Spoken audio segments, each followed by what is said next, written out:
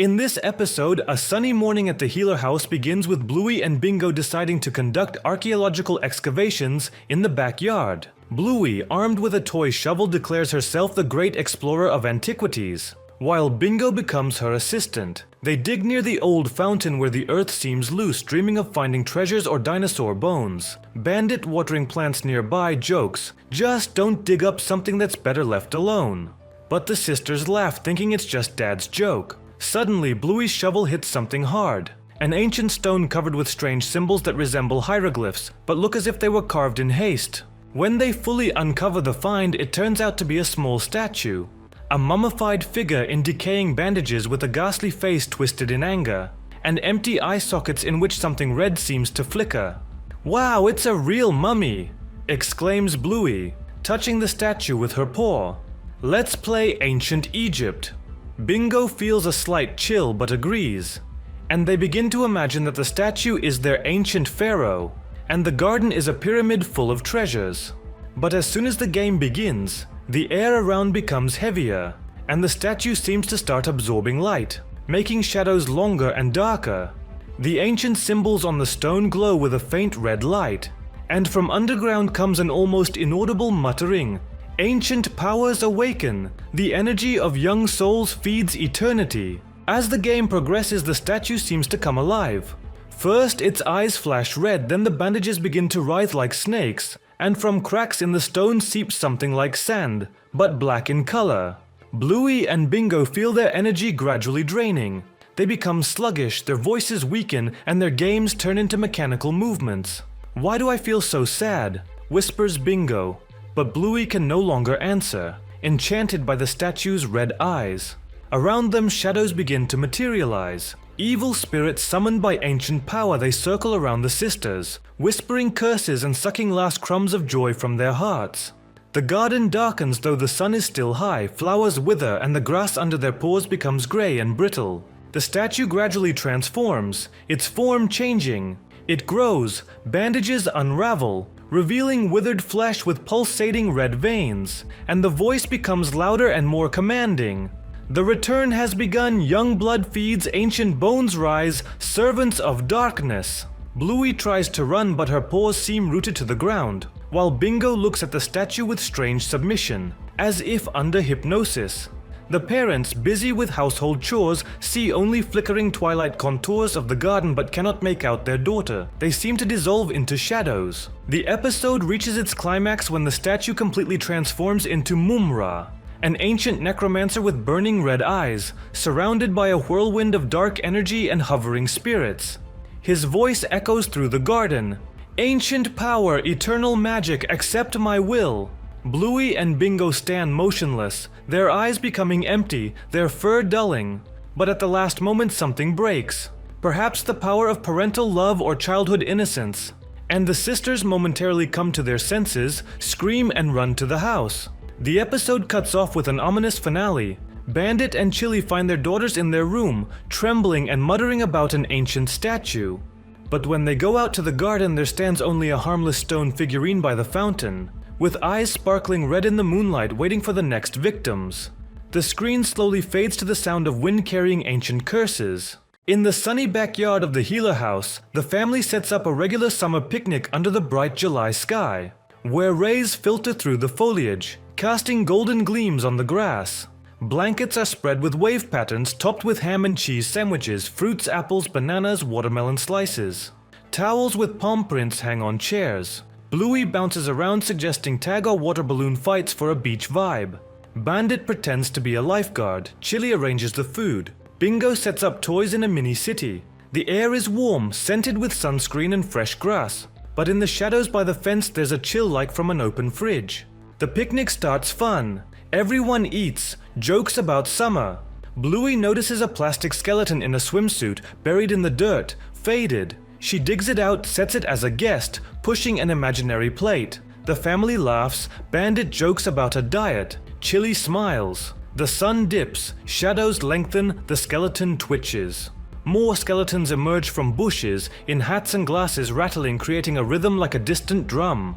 The skeletons move openly, joints creaking like rusty doors, forming a circle around the blanket, movements like marionettes. They invite with gestures, eye sockets glowing like fireflies. Bluey follows one to the fence where a hidden path opens to an abandoned pool overgrown with murky water. The family follows. The pool is like a twisted party. Ribbons on diving boards, watermelon lanterns float, skeletons on lounges clack bones echoing eerily. The skeletons start games tossing a ball that never falls, splashing in cold water that numbs pores. Whispers from their jaws reveal secrets. Parents' arguments, Bluey's fears, Bingo's hidden toys. Whispers grow louder, games turn sinister. A skeleton mutters about an eternal party. Water bubbles, hands reach from depths writhing like seaweed. The family tries to leave, but the path loops. Skeletons block the fence. Swimsuits drip rot. The sky darkens, shadows mimic the healers with elongated arms and empty eyes. Ground pulls to the water like quicksand, bubbling with cold touches. Bluey shouts a made-up rule to end it, a flash bursts from the skeleton toy. Scene blurs. Family back in the yard, picnic untouched, sun high. They brush it off as heat hallucination, pack up and go inside. The skeleton twitches, whispers call Bluey's name. The yard empties, sun sets unnaturally fast, sky blood red. A skeleton reassembles into a dog-like form. Bluey glances from the house, sees her reflection in a puddle, eyes empty like sockets, bony grin. She blinks, it vanishes. A watermelon seed sprouts, whispering. Screen statics, bone clacks mixed with distorted laughter, abrupt end. Bluey opened her eyes. Sunlight filled the room, streaming through the familiar curtains. Her gaze darted to the door. Bingo sat on the floor, calmly gathering toys, her voice chiming. Bluey, let's play Shadow Hunters. The same words, the same cheerful tone. Bluey's heart plummeted. It was the same morning. Again. She remembered yesterday, every single moment. How she woke up, how Bingo called her, how they went to play Shadow Hunters. And then, she remembered. The bushes, the cold. The feeling that no one was looking for her. It had happened again. And again. Bluey tried to stifle the rising terror. She had to change something. No, Bingo! The words caught in her throat, but she forced them out. Let's play Chasey instead. She hoped a different game would break the chain. Bingo tilted her head slightly, blinked. Oh, okay. I'm it. Familiar words, spoken with a new chilling precision. And Bingo ran towards the backyard. Bluey bolted after her, at first feeling a faint flicker of hope. They ran around the garden, Bingo's laughter sounding as it always did, but to Bluey it became a distant, unsettling chime. She tried not to look at that corner where the trees and bushes intertwined into a dark mass. Then, inevitably she felt a sharp pain in her paw, tripping over an unseen obstacle. Her body hit the ground. The familiar smell of old leaves and damp earth filled her nostrils. She lay there gasping, feeling the cold seep into her bones. The same bushes surrounded her, the same tangled branches. And silence. Bingo didn't call for her. No one called for her. Bluey lifted her head, her gaze involuntarily drawn to the furthest corner of the garden. There, barely discernible amidst the deepening shadows yet utterly real, sat that same pale, gaunt silhouette with huge empty eye sockets. It simply watched. She lay there, feeling the icy chill penetrate her very core. She wasn't being searched for, no one was looking, just like yesterday, just like the day before. The loop tightened and Bluey understood she was trapped within it forever.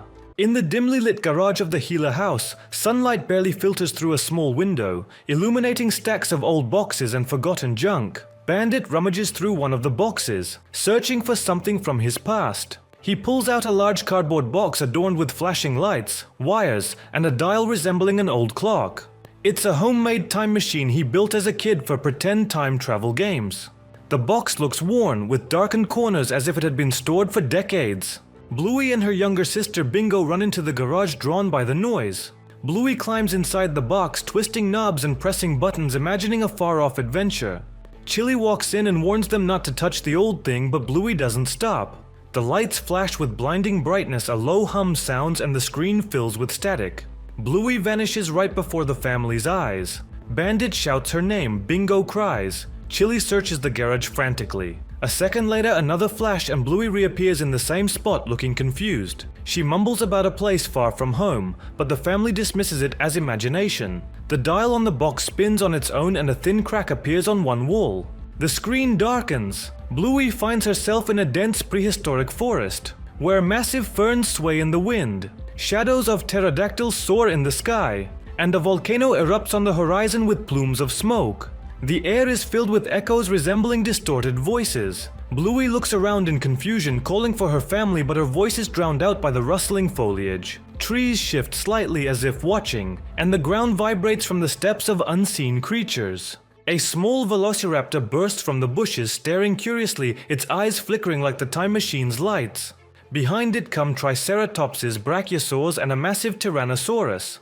They move unnaturally, their steps looping like glitched animation. The dinosaurs surround Bluey, ferns bending to form a path deeper into the jungle. Bluey follows, thinking it's a game, but notices changes. With each blink, the volcano draws closer, the sky darkens, and the dinosaurs grow larger. They emerge into a clearing with the same time machine, now covered in moss and vines as if it had stood there for millions of years. The dial shows symbols of dinosaurs, arrows spinning backward. Bluey tries to activate it, but trees close in, blocking the way. The dinosaurs start a chase with rules that shift constantly. The velociraptor whispers of a forgotten world where time loops endlessly, and those who enter get stuck repeating forever. Bluey runs, paths leading nowhere, sounds turning into echoes of tunes from home. Bluey reaches the machine, twisting the knob desperately. Light flashes, but before it the forest merges with the garage. Dinosaurs become shadows of the family, and Bluey's reflection shows reptilian eyes and scales through her fur. The flash blinds and Bluey returns to the garage. The family hugs her, assuring her she was gone only a second. Everyone leaves laughing. The garage empties, the box comes to life briefly. Lights flicker, the dial speeds up, and a tiny fossilized dinosaur tooth appears on the floor. Bluey returns alone, picks it up, and looks in the mirror. Her reflection distorts. Eyes turn yellow with slit pupils. She blinks and it's normal. The screen fills with static, the sound becomes a distant roar, and the episode cuts off abruptly.